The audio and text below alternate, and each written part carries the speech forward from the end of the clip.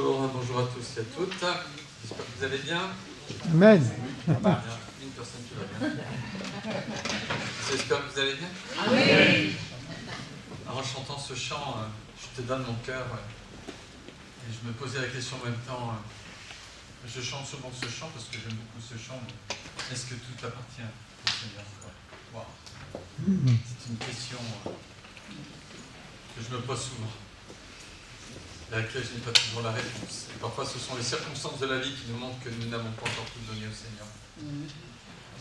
Alors, je vais inviter à, si tu veux bien mettre le premier. Si ça marche, voilà. Préparer des fils et des filles. Alors, je voulais saluer notre ami Henri. J'ai vu qu'Henri était connecté. Oui, c'est ça. Ouais, j'espère qu'il va bien, que sa santé est bonne et qu'il est en bonne forme. J'ai vu d'autres personnes. Jean-Marc aussi, j'ai vu. Ouais, Marc. Ils sont deux. Il y a Élie aussi. Élie, voilà, on vous salue du nord de la France. Alors, le titre, c'est Préparer des fils et des filles. Parce que préparer la relève, c'est préparer des fils et des filles. Alors, je vais t'inviter à mettre la première diapositive. Et tout ce qui sera dit à partir du psaume 127. Mais avant de commencer, je voulais simplement vous dire que c'est avec beaucoup d'appréhension, beaucoup d'humilité que je veux vous apporter juste une expérience humaine. Je veux dire, c'est mon expérience, tirée de ce que je vis en tant que responsable d'église. Mais je n'ai pas la prétention, en tout cas, de répondre à toutes les questions. Et j'ai essayé, à travers ce psaume 127, d'aller chercher ce que Dieu attendait de nous, en tout cas, en tant que responsable d'église, pour préparer la relève. Et il est clair que la ligne de conduite sera « Je dois préparer des fils et des filles ». Quelle est notre vision? Et quelles sont nos valeurs? Je crois que Dieu veut forger en nous une vision qu'il désire accomplir et des valeurs sur lesquelles il désire que nous construisions nos églises dont nous avons la charge, en vue de leur mission dans le monde. Je ne pense pas que Dieu veuille une église qui fonctionne. Mais lorsqu'il est question de préparer la relève, je pense qu'il est question de préparer des fils et des filles qui seront envoyés dans le monde pour annoncer la bonne nouvelle. Déjà, si nous considérons que de préparer des fils et des filles, c'est faire fonctionner l'Église après nous, nous nous leurrons, nous nous trompons. Nous devons avoir à l'idée de préparer cette génération qui suit, et encore celle qui suit, pour les envoyer dans le monde, et ainsi annoncer la bonne nouvelle et faire des nations des disciples. En 2020, lors du confinement, c'était au mois de juin, le Seigneur me parle en me disant ceci. Il me dit, prépare l'Église, forme des fils et des filles. Qu'ai-je fait? C'était en plein confinement. Le Seigneur, ça va être difficile. Je ne suis pas à côté d'eux. Et puis, on a eu cette période où on a pu se revoir et nous avons commencé, dès le mois de septembre, à nous rencontrer régulièrement avec une bonne vingtaine de personnes et parmi elles, toute une génération entre 25 et 35 ans. Ensemble, j'ai demandé à des amis de venir prêcher, enseigner sur le cœur du leader, le cœur du responsable, le cœur du conducteur. Je dis conducteur, leader, c'est le même mot. Des partages. Et ça nous a permis déjà de reconnaître les sensibilités des uns et des autres. Ça m'a permis aussi de commencer à connaître les dons, de voir des dons, des appels chez les uns et les autres, mais aussi de voir les qualités, mais aussi les défauts. En mars 2022, le Seigneur me parle à 2 reprises, à une semaine d'intervalle, par 2 personnes différentes. Et il me dit, je te donne jusqu'en septembre 2023 pour établir une structure d'équipe et pour la coordonner. En septembre 2022, on a engagé tous ensemble, en tout cas pour ceux qui désiraient, un parcours de disciples qui s'appelle Church Renewal, avec un travail personnel qui est à faire chez nous, dans des temps de prière, dans des temps de dévotion, avec une restitution par mentorat qui se fait toujours tous les 15 jours. Pourquoi avons-nous fait cela? Parce que Maryse et moi, nous nous sommes dit, si nous voulons être un père et une mère, il faut que le Seigneur nous parle et nous montre ce qui nous manque encore pour être un père et une mère. Bien que nous ayons eu 3 fils, 3 enfants. Néanmoins, il semblait que nous ne pouvions pas demander à des personnes de devenir des fils et des filles si nous-mêmes nous n'étions pas des pères et mères. C'est pourquoi nous avons suivi ce parcours de disciples où nous avons tout remis à plat, Maryse et moi. Et lorsque nous avons vu que cela fonctionnait dans notre cœur, nous avons invité donc ces responsables à suivre cette formation, ce parcours. J'aime plutôt le mot parcours. Qu'est-ce qu'a fait ce parcours en fait? C'est parce que ça nous a permis de voir un peu ce qui devait être changé dans notre caractère, de voir nos points forts, mais aussi nos points faibles. Mais ça a aussi permis de voir les personnes qui étaient prêtes à aller dans ce parcours de disciples et prêtes à se donner pour les autres. Parce qu'on peut remarquer parfois qu'il y a autour de nous des fils et des filles qui veulent devenir quelqu'un, qui ont des ambitions, qui ont l'ambition de devenir un pasteur, qui ont l'ambition de devenir prophète, qui ont l'ambition de devenir enseignant, qui ont l'ambition de devenir évangéliste, qui ont l'ambition de devenir apôtre. Mais le Seigneur nous montre ici, dans sa parole, et il nous dit, voici, je suis comme au milieu de vous, je suis au milieu de vous comme celui qui sert. Or, nous ne sommes pas là pour servir notre ambition, mais notre ambition, c'est de servir l'Église, de servir le Seigneur. En tout cas, nous croyons en tant qu'équipe, à Beth-Salel, à Bondu, que Dieu n'a pas parlé en vain, en nous donnant cette vision, en nous donnant cette direction.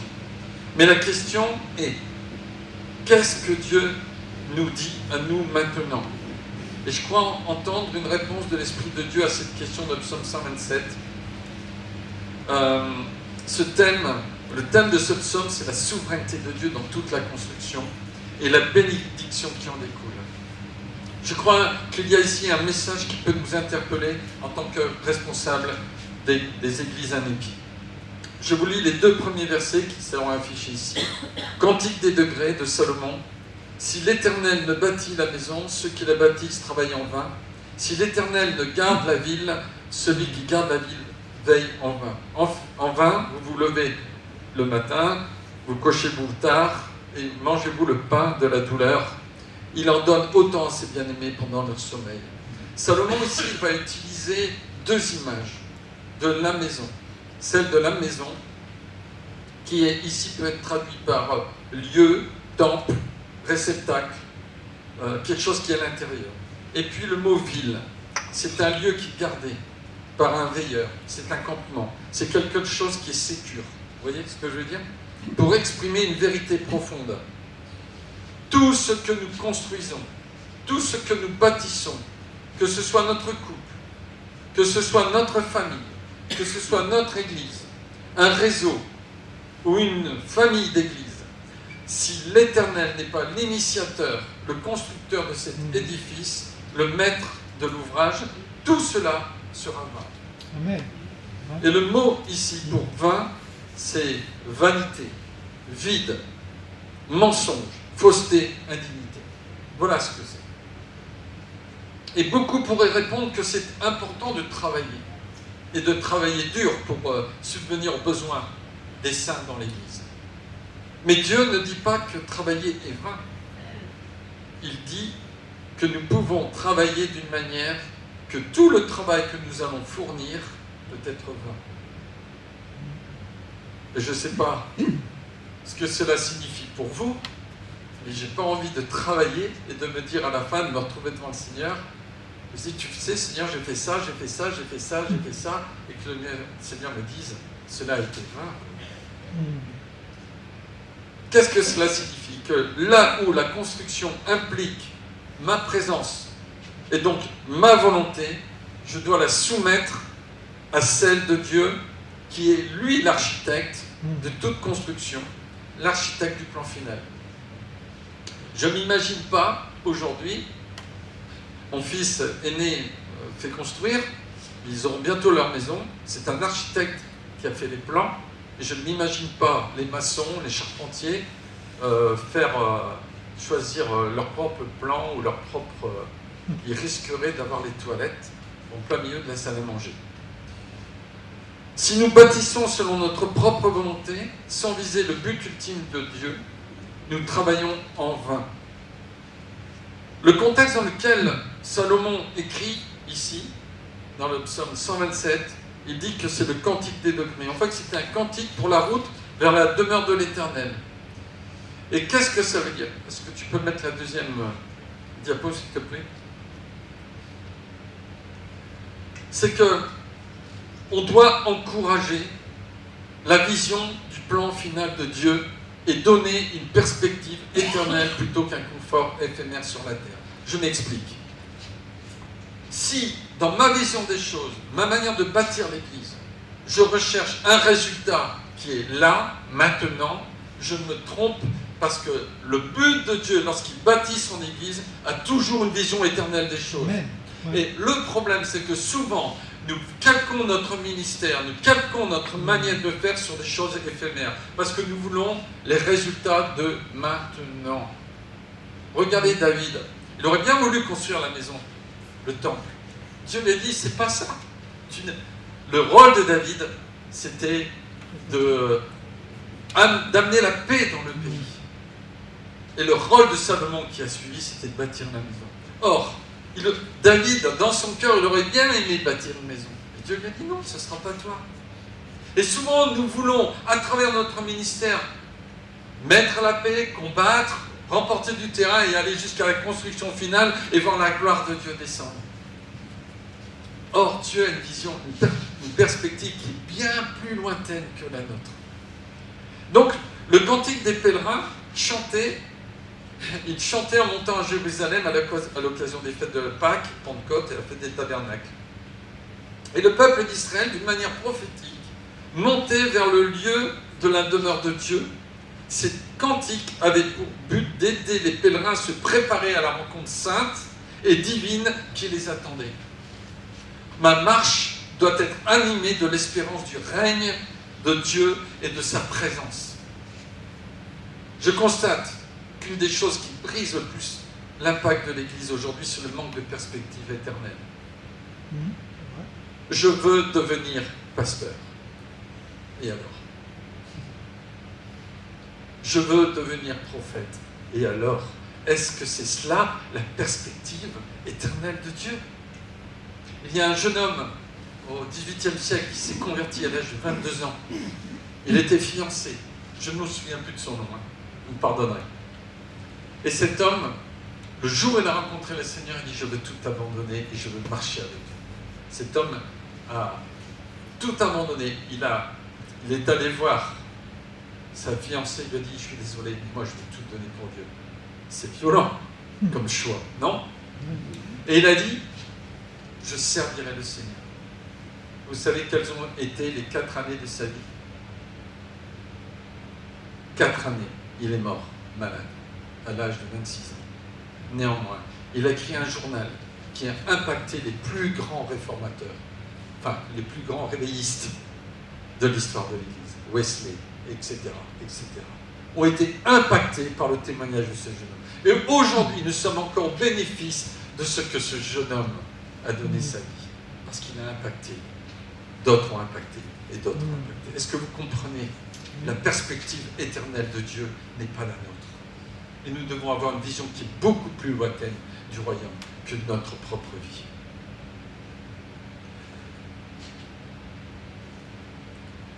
Notre génération dans le monde occidental, en tout cas, est obsédée par la réalisation de soi, le confort et la recherche du bonheur sur terre parce qu'elle s'est laissée gagner par une vision à court terme de la vie.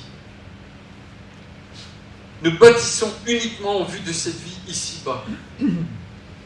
Mais Dieu bâtit en vue des choses éternelles. Je suis attristé, je vous le dis, par le contenu de certaines prédications qui mettent l'accent sur le bonheur et l'épanouissement de l'homme.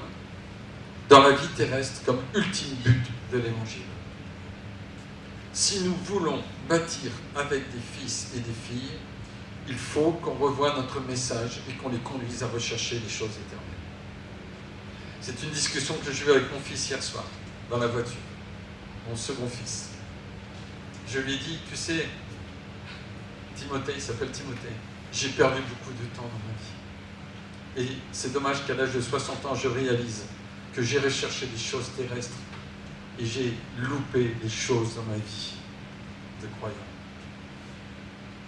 Parce que j'ai recherché les choses de la terre.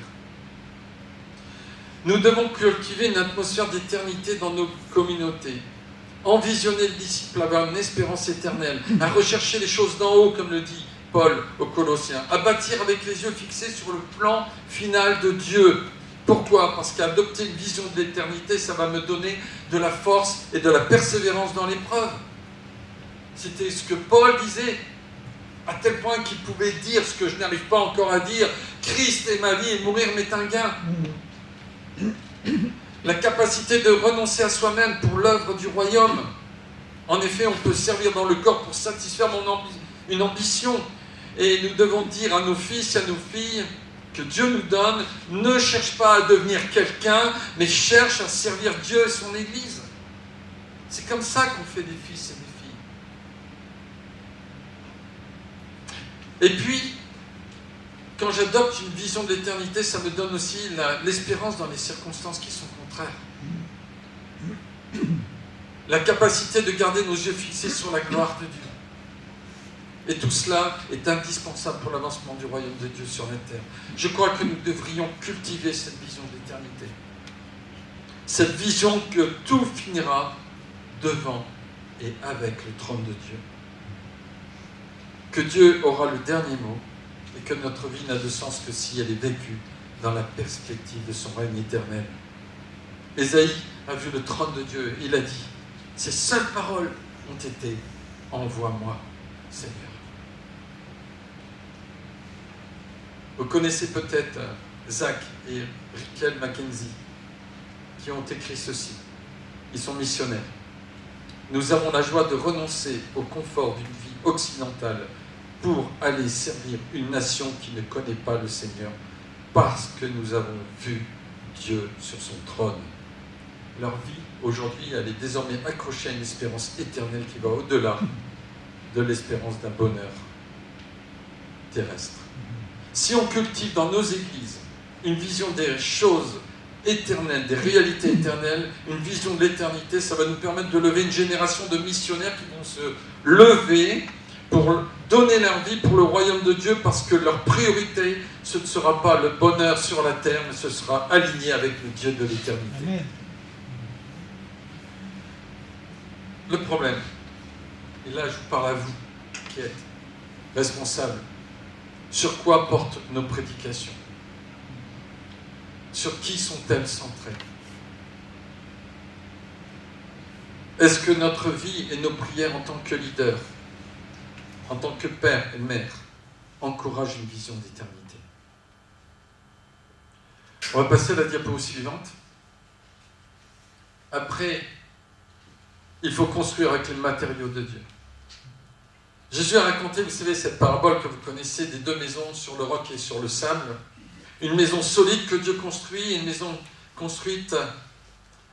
Il y a une des maisons qui est construite sur l'obéissance à la parole de Dieu. Le plus grand défi de ce 21e siècle, c'est celui de notre rapport à la parole de Dieu. Et je le vois.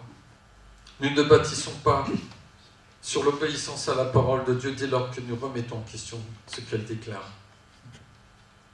Aujourd'hui, il y a une génération qui est vraiment en danger.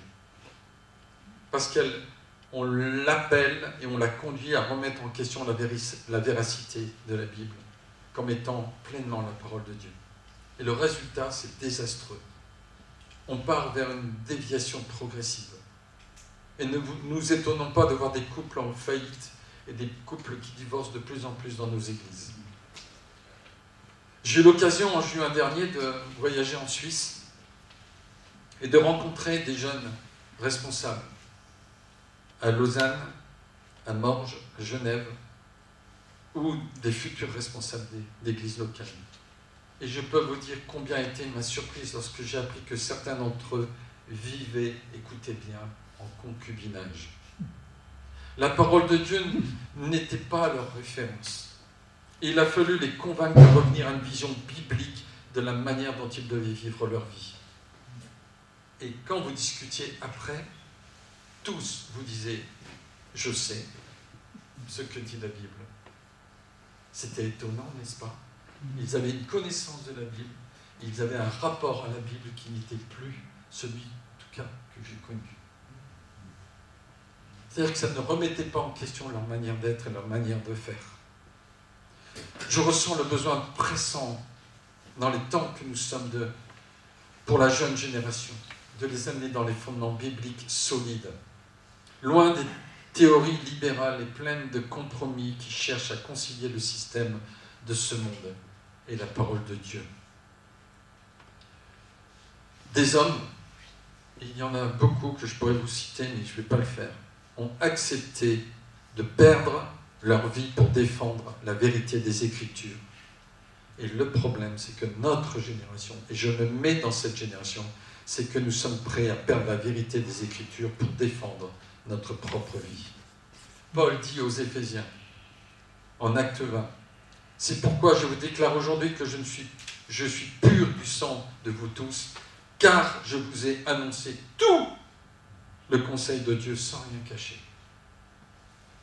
Prenez donc garde, dit-il, à vous-même et à tout le troupeau sur lequel le Saint-Esprit vous a établi, évêque, pour paître l'Église du Seigneur qu'il s'est acquise par son propre sang. Construire avec les matériaux de Dieu, c'est garder l'enseignement de la parole de Dieu. Nous bâtissons en gardant les fondements que Dieu a établis. Ensuite, je vous propose de bâtir avec des fils et des filles, si tu veux bien mettre la diapo suivante. Il dit, « Voici, des fils sont un héritage de l'Éternel, le fruit des entrailles est une récompense. » Il y a une vérité profonde ici, que nous devons comprendre si nous voulons bâtir la maison du Seigneur. Il y a un jeu de mots qu'utilise Salomon, le mot « fils » et le mot « bâtisseur » qui sont utilisés dans cette phrase. En hébreu, le mot « fils » c'est « ben », ça vous le savez. Et le mot « bâtisseur » c'est « bana ». Le mot « fils » vient du mot « bana » en fait, « bâtisseur ». C'est comme si Salomon montre qu'il existe un lien entre bâtir et avoir des fils. C'est extraordinaire, non? C'est que Dieu ne bâtit pas avec des pierres, il bâtit avec des hommes. Dieu bâtit sa maison avec des fils et avec des filles, il bâtit sa maison avec des pierres vivantes. Le mot pierre, en hébreu, se traduit par ébène. Et ce mot-là, pierre, les pierres vivantes, comme Pierre dit dans une de ses épîtres, ça vient de la racine ab, qui veut dire père, et ben, fils. Ça veut dire que le mot ébène, ça veut dire fils du père. Pour comprendre ce que je suis en train de vous dire, je vais vous parler de la tour de Babel. Ils se dirent les uns les autres, allons, faisons des briques et cuisons-les au feu. La brique leur servit de pierre. Entendez bien ceci. La brique leur servit de pierre et le bitume de ciment. Ils se servirent de briques comme des pierres. Or, en hébreu, brique c'est libéna. Et dans ce mot libéna, le fils est présent, liben, d'accord? Mais le a, lab, abba, père, ab, disparaît. Ça veut dire qu'ils ont, dans la tour de Babel, décidé de bâtir avec des orphelins, des fils sans père. Et lorsque les hommes construisent sans Dieu, ils construisent à partir de briques faites de mains d'hommes, avec des fils sans père, coupés du père, et ils sont orphelins.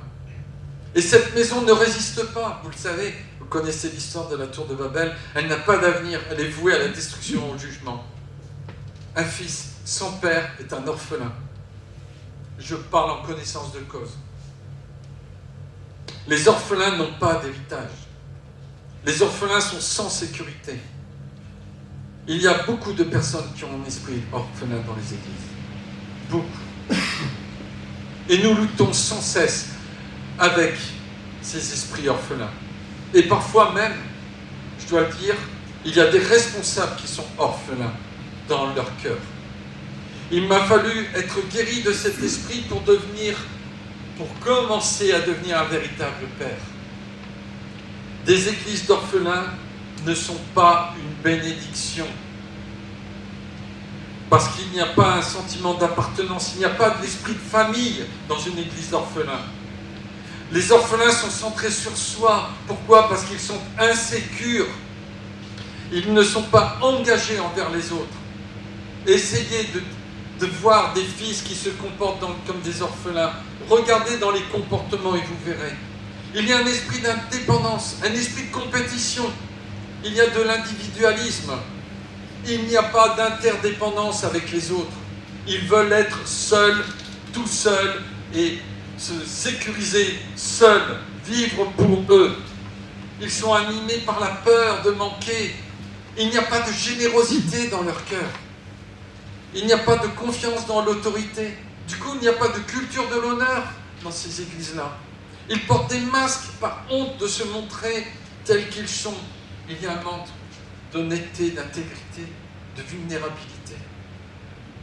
Les orphelins ne portent pas l'ADN des fils, ils construisent pour eux-mêmes. C'est l'individualisme, c'est vain, et il n'y a pas d'héritage. Sans père et sans mère, il n'y aura pas de fils et de filles, mais des orphelins dont la vie sera sans héritage. Et là où une maison se construit sans Dieu, là se construit une maison remplie de briques, de libéna. C'est une maison qui se construit sans Dieu, sans le Père.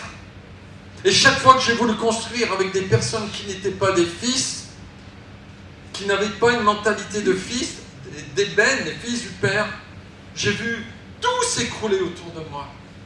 J'ai cru à un moment donné que malgré ce que je voyais, ça pouvait se faire, et ce n'est pas possible. Parce que la confusion vient lorsque je bâtis avec des briques et pas avec des pierres, des ébènes. Combien d'entre vous, lorsque je dis cela, ont des souvenirs qui remontent et qui reviennent et qui se disent c'est vrai avec telle personne, ou moi-même j'ai été comme ça, en toute honnêteté. Une maison se construit quand les pères et les fils travaillent ensemble.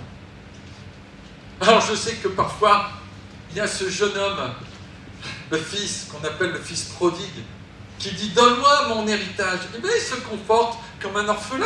C'est lui-même qui se passe en position d'orphelin. Pourquoi? Parce qu'il ne voulait pas être contrôlé par son père, si je puis dire.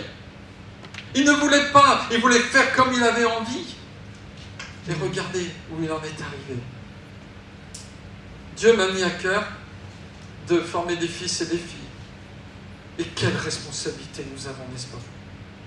Et j'ai constaté une chose, les filles et les filles qui sont restées connectées, et les fils qui restent connectés dans la maison du Père. Alors je ne me prends pas pour Dieu, que les choses soient claires, mais qui restent en relation, rentrent dans leur héritage et continuent de construire la maison abondue. Mais je pense, et j'ai pensé en écrivant ces mots avec tristesse à beaucoup qui ont quitté la maison parce qu'ils voulaient se construire leur propre héritage. Aujourd'hui, des années plus tard, je vois combien leur environnement est fragile, et voire détruit pour certains. Il n'y a pas d'héritage pour les libénas, seulement un héritage pour les ébènes. Le besoin le plus important pour construire est de réussir à joindre des pères et des fils, comme c'est difficile. Parce que parfois, les pères voudraient que leurs fils et leurs filles soient comme eux ils voudraient, n'est-ce pas? Et c'est l'héritage qui est en jeu. Et là où Dieu construit la maison est construite avec des belles pierres, des fils du Père. Vous savez, les fils du Père, ils ont en eux l'ADN du bâtisseur. Ils veulent construire avec vous. Et ça va même au-delà de leur propre souhait de faire comme ils voudraient. Ils disent, l'important, c'est que nous bâtissions ensemble. Comprenez? Ce n'est plus « je voudrais faire », je remets en question ta manière de faire, mais ensemble, bâtissons avec des pères et des fils. J'ai un exemple parfait, c'est celui de Jésus. Jésus, c'est la pierre de l'angle, l'ébène principal. Il est la pierre rejetée par les constructeurs, par vous, qui est devenue la principale à l'angle de l'édifice. C'est en lui seul que se trouve le salut. Dans le monde entier, Dieu n'a jamais donné le nom d'aucun autre homme par lequel nous devions être sauvés. Lorsque Jésus est venu sur terre, il a dit « Je bâtis mon Église ». Et pourquoi a-t-il bâti son Église? Parce qu'il était l'ébène, le Fils du Père. Il n'a pas cherché autre chose qu'à être un fils. Il est l'ébène descendu du ciel. Il a montré ce qu'est être un fils.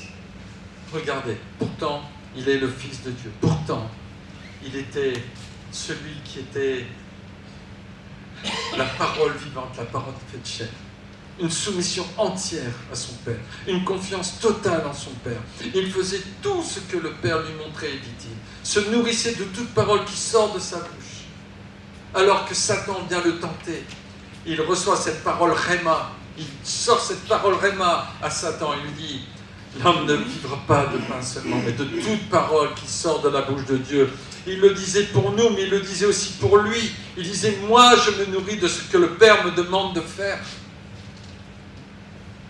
Jésus reprit la parole en Jean chapitre 5 et il leur dit « En vérité, je vous le dis, le Fils ne peut rien faire de lui-même. Il ne fait que ce qu'il doit faire au Père.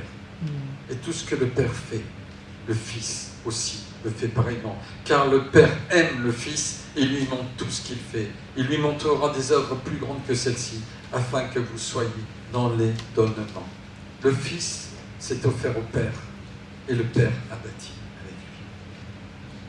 Il est devenu la pierre de l'angle. En tant que Fils, il a révélé le cœur du Père pour vivre, pour former des fils et des filles afin de les envoyer dans le monde. Et nous sommes le résultat de ce que le Fils a été et s'est soumis au Père. L'Éternel a bâti la maison. Lorsque ceux qui sont appelés à en faire partie s'offrent à lui comme des fils, ils ont des valeurs telles que je me sens dans la famille, je me sens interdépendant des autres, je veux être intègre, je veux être engagé, je veux être généreux et je veux honorer. On peut mettre à la diapo 6, si tu veux bien. Comme des flèches, maintenant, une maison armée pour combattre. Dès lors qu'on veut entrer dans la volonté de Dieu, dès lors qu'on veut une église renouvelée, nous sommes dans un combat. J'espère que vous avez déjà remarqué. Oui. Et le combat, en tout cas pour moi, n'a jamais été aussi intense que depuis ce jour de juin 2020, pendant le conflit. Comme des flèches dans la main des guerriers, ainsi sont les fils de la jeunesse. L'usage du mot flèche et guerrier marque le langage du combat et de la puissance qui est nécessaire au combat. Remarquez ce que Salomon dit ici. Lorsque Dieu construit sa maison, il y a de nombreux fils qui sont élevés dans la sécurité du Père et amènent de l'assurance en face de nos ennemis. Ils amènent l'assurance et il n'y a pas de confusion. Regardez, parce qu'ils ne seront pas confus, dit-il. On ne peut pas faire la guerre avec des orphelins qui se blessent les uns les autres. D'ailleurs, Satan, des fois, se frotte les mains. Il dit, je n'ai même pas besoin d'envoyer mes démons. Ils s'entretuent. Oh, peut-être pas chez vous. Si une église est remplie de membres à l'esprit orphelin, cette église vivra dans la confusion, le désordre, les divisions incessantes, la honte. Elle n'aura aucune puissance. Alors que Dieu veut bâtir avec des flèches. Une église construite par Dieu a de la puissance devant l'ennemi. Une église qui n'est pas dans la confusion, mais qui a l'autorité pour parler à ses ennemis. Là où Dieu construit, la sécurité se construit. Une maison faite de disciples à l'esprit de fils. Leur sécurité intérieure font d'eux des fils remplis de l'autorité du Père. Que devons-nous faire alors? Si tu peux mettre la suivante. 1. Je crois qu'on doit leur apprendre à demeurer en Christ. Vous allez me dire, c'est étonnant, non? Je crois que si je regarde la flèche, d'abord, demeurer en Christ, c'est être attaché au cep et prendre la vie de lui. Mais c'est aussi apprendre à l'écouter. Combien de fois ai-je cru que ma logique humaine était celle de Dieu et de la volonté de Dieu? Souvent, nous pensons et nous disons, tiens, il y a telle situation. Et notre logique humaine nous pousse à agir selon notre sagesse humaine, nous pousse à faire et de régler la situation. Et combien de fois nous omettons le fait de dire, si on écoutait le Seigneur par rapport à la situation. Avez-vous déjà remarqué cela dans votre propre vie? Moi, je l'ai remarqué. Et quand j'apprends, quand je dis apprendre des fils et des filles à demeurer en Christ, la première des choses, c'est de leur apprendre à écouter ce que Dieu dit. On se tape souvent et on se dit que nous sommes des églises charismatiques, en fait. Nous sommes pentecôtisants. Mais le sommes-nous vraiment? Est-ce qu'on écoute vraiment ce que le Seigneur nous dit? Je vous laisse avec cette question. Moi, j'ai la mienne. Je trouve que je n'écoute pas assez encore. La deuxième chose, on doit apprendre à cultiver leur caractère. J'imagine pas une flèche tordue atteindre son but. Et Dieu bâtit avec des vraies flèches. On doit leur apprendre aussi à dépendre de la puissance du Saint-Esprit.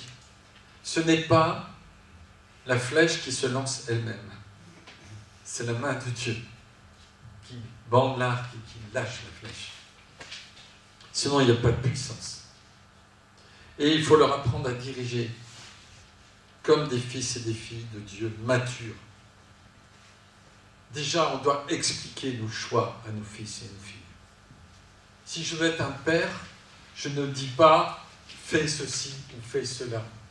Je dois expliquer pourquoi je fais les choses.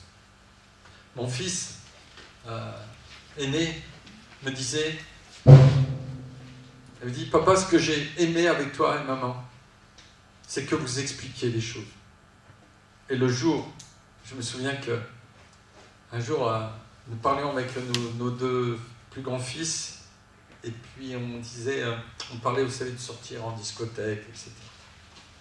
Et puis mon fils aîné à l'époque, ça lui démangeait vraiment. On sentait des fourmis dans ses chaussures. Vous voyez, il y serait bien allé. Il avait l'âge de pouvoir commencer à sortir, il avait son permis, etc. Et on a expliqué les choses. On n'a pas dit n'y va pas. On a dit tu fais ce que tu veux. On l'a responsabilisé, mais sache une chose, c'est qu'il y a tel danger si tu le fais. Et oui, comme des flèches dans la main d'un guerrier, ainsi sont les fils de la jeunesse. Ils deviennent des flèches dans la main de Dieu, des flèches qu'on peut envoyer pour conquérir les nations et des villes désertes.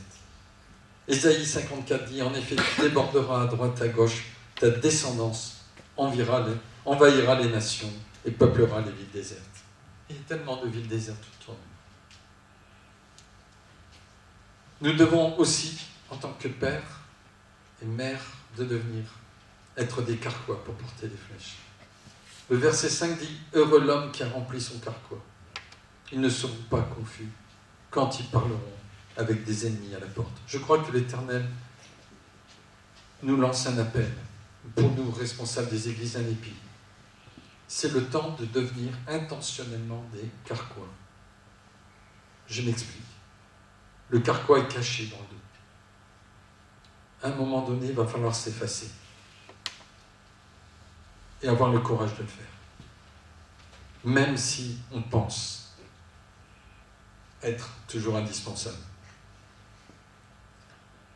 Je me souviens, alors que nous étions jeunes convertis dans l'église, une église baptiste à Mont-Saint-Barreul, il y avait une femme qui prophétisait. Et tous les dimanches, elle apportait des paroles prophétiques précises pour les personnes. Et ça nous avait... C'était un peu comme la mère dans l'église, cette dame. Vous savez, l'église de Mont-Saint-Barreul était une église, fille de l'église baptiste de Roubaix, sous le ministère à l'époque de Daniel Lermenot, que vous avez connu pour la plupart d'entre vous. Et je me souviens qu'un dimanche, elle annonce qu'elle allait rejoindre l'église mère, c'est-à-dire qu'elle repartait sur Roubaix. Et il y a eu un vide dans mon cœur qui est venu. Je dis, mais comment allons-nous faire maintenant pour entendre Dieu? Vous voulez que je vous dise un truc? Le dimanche suivant, je recevais ma première parole prophétique. Souvent on pense, parce que nous ne serons pas là, que nos fils et nos filles n'y arriveront pas. C'est faux.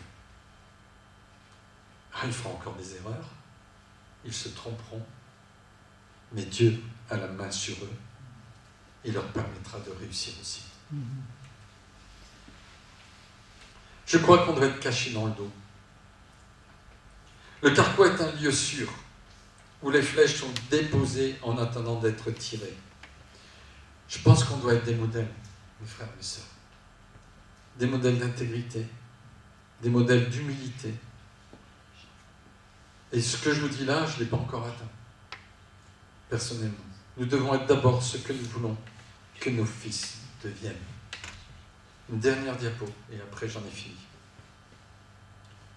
Je voudrais vous laisser avec cette phrase que je ne cesse de répandre auprès des responsables aujourd'hui avec qui que nous formons dans ce parcours de Church Renewal. Tu ne peux pas demander à quelqu'un d'être ou de faire ce que tu n'es pas ou ce que tu n'as pas encore fait. Je répète, tu ne peux pas demander à quelqu'un d'être ou de faire ce que tu n'es pas ou ce que tu n'as pas encore fait. Je rêve de voir nos églises, celles de cette région, de ce pays, comme une maison bâtie par Dieu. Une maison pleine d'espérance, d'audace, parce qu'elle est focalisée sur les choses d'en haut, sur les choses du ciel, sur les perspectives éternelles de notre Père. Une maison solidement établie dans l'obéissance à la parole de Dieu, sans compromis, fermement établie dans la foi qu'est la parole de Dieu. Ensuite, je souhaite et je rêve de voir une maison remplie de fils et de filles qui vivent dans la sécurité, qui font fructifier l'héritage du Père qui leur est transmis par les pères et les mères. Je rêve de pouvoir transmettre un héritage, et un héritage qui vaille le coup. Quand mon père est décédé en 2008, il est décédé avec des dettes. Voilà l'héritage que j'ai reçu. Mais je ne veux pas transmettre des dettes aux fils et aux filles que Dieu m'aura donnés. Une maison puissante qui est forte dans le combat spirituel et qui va conquérir des villes parce qu'elle est remplie du Saint-Esprit.